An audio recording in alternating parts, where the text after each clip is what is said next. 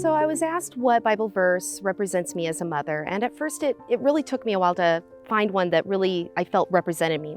So I did some praying on it, and what verse came out to me is 1 Corinthians 13, where it's that poem of love is patient, love is kind, love does not anger, and it really opened up my eyes to realize that God is that way with us every day, and I'm that way as well with my daughter.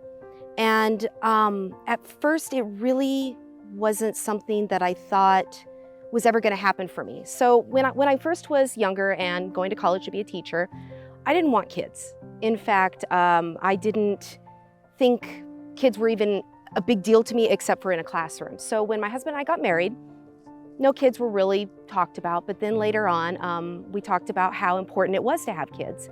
I became pregnant, and it was a great idea, and I was really excited, but unfortunately, I had had a miscarriage.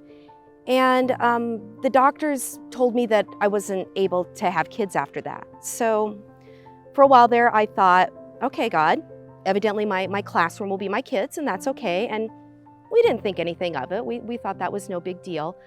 But later, found out that I was pregnant, and my doctor said, okay, well, I guess you can have kids. So my daughter was a miracle for me, and I just realized that whole part about love is patient.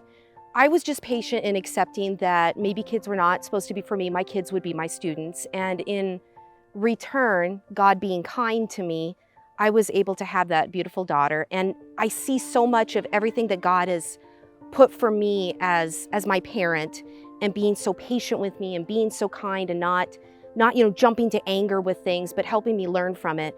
In return, I'm doing the same thing with my daughter. And it's absolutely amazing for me to think about, wow, being this mom, everything that I was taught from God, I'm now teaching my daughter. And in return, she's doing this for kids as well. So even though it wasn't something at first I wanted, I can't thank God enough that I was able to have this child and to be able to see everything I was taught with God, I get to return and give to her, and she's now returning that and showing it to others.